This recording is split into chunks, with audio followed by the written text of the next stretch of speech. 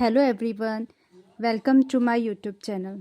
सो बच्चों, आज मैं फैक्टराइजेशन का पार्ट 3 करने वाली हूँ। इससे प्रीवियस वाली वीडियो में हमने पार्ट 2 करा था जिसमें हमने आइडेंटिटीज़ पढ़ी थी। अब पार्ट 3 में मैं पढ़ाऊँगी कि हम लोग अलजेब्रिक एक्सप्रेशन में डिवाइड कैसे करते हैं। तो फर्स्ट आता है division of monomial by another monomial, कि मोनोमियल को मोनोमियल से कैसे डिवाइड करते हैं। और इससे पहले हम जान लेते हैं कि मोनोमियल क्या होता है।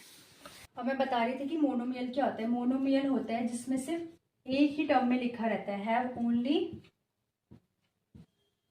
One term. जैसे एग्जांपल के लिए दे रखा है 7xyz, ये हो गया 2x² y, ये सिर्फ सिंगल टर्म है तो इसको मोनोमियल कहते हैं। तो हम लोग पहले इसमें पढ़ेंगे कि division of monomial by another monomial, जब मोनोमियल को दूसरे मोनोमियल से डिवाइड करते हैं तो कैसे करते हैं। जैसे एग्जांपल लेती हूँ 14x² yz³ बाय 7xyz। पहले इसको डिवाइड की फॉर्म में लाते हैं।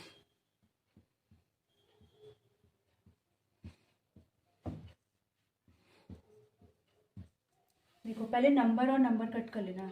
7 1 7, 7 2 14, और एक एक्स, ये x² है तो एक x कट जाएगा, y दोनों कट जाएंगे और z से भी एक z कट जाएगा। तो क्या बचा, 2 बचा, एक x बचा था और एक z²।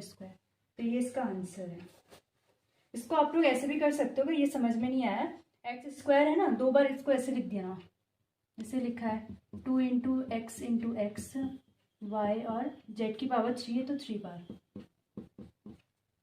डिवाइड में क्या था, x y z, x multiply y multiply z। तो देखो x और x कट गया, y कट गया, z और z। अब क्या बच गया, 2 बच गया, x बच गया और z² बच गया।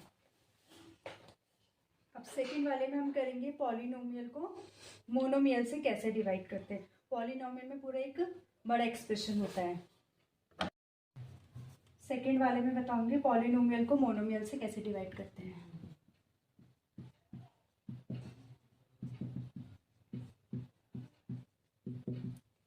तो इसमें एग्जांपल है 4a³ + 2a² + 6a। ये हमारा पॉलिनोमियल हो गया डिवाइडेड बाय मोनोमियल। अब इसको पहले डिवाइड की फॉर्म में लिख लेना।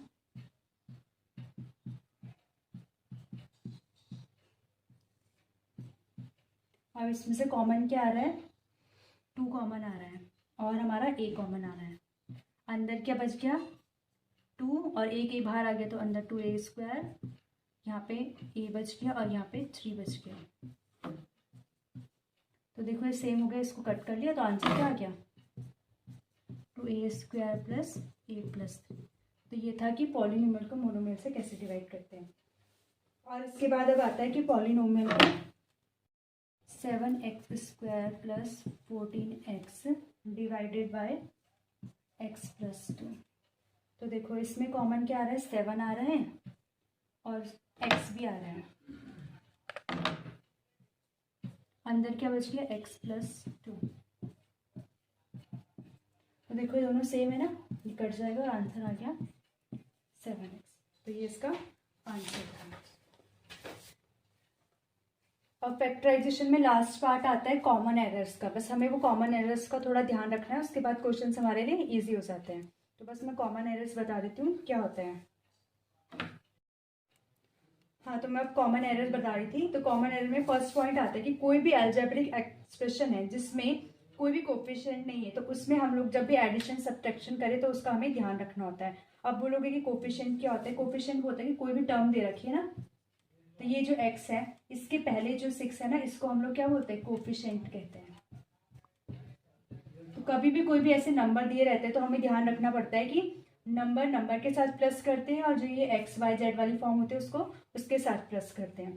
तो ये हमेशा फर्स्ट रूल है इसका, ये हमेशा याद रखना, कोफिशिएंट वाला। फिर सेकंड आता है कि कभी भी हम लोग किसी भी एक्सप्रेशन में माइनस की वैल्यू पुट करते हैं तो हमेशा ब्रैकेट का यूज करते हैं, जिससे हम लोग क्या करें, फाइनल आंसर में कंफ्यूजन ना हो हम लोगों को। जैसे यहाँ दे रखा है 7x, तो ये इस नंबर को हम लोग को हमेशा ब्रैकेट में लिखना होता है। ये होता है। कभी यहाँ पे ऐसा लिखा होता है 2x माइनस, इसका भी होता है। तो ये जब भी कोई भी नंबर कोई भी फॉर्म जो होगी वो माइनस के फॉर्म में होगी तो उसको हमेशा ब्रैकेट में ही रखना है। फिर थर्ड आता है, थर्ड में हमेशा कभी भी मल्टीप्लाई कर रहे हैं, जैसे इसका थर्ड एग्जांपल लेती हूँ मैं, कभी भी मल्टीप्लाई कर रहे हैं, जैसे दे रखा है ये ब्रैकेट के अंदर दे रखा है, तो हमेशा ये जो पहले वाला जो भी कोई भी नंबर या फिर कोई भी वेरिएबल हो तो उसको हर एक के साथ मल्टीप्लाई करना होता है और ये हमेशा ब्रैकेट लगाना होता है। अगर ब्रैकेट नहीं लगाओगे तो फिर ऐसे लिखोगे तो हमें नहीं समझ में आएगा, फिर हम लोग इसको मल्टीप्लाई कर देते हैं और आंसर गलत हो जाता है। तो हमेशा ब्रैकेट लगाओ और ब्रैकेट के साथ हमेशा एक एक करके सबके साथ मल्टीप्लाई करें। तो ये कॉमन एरर्स है, इसका ध्यान रखना। तो अब इंट्रोडक्शन तो खत्म हो, इसके बाद हम लोग क्वेश्चन स्टार्ट करेंगे।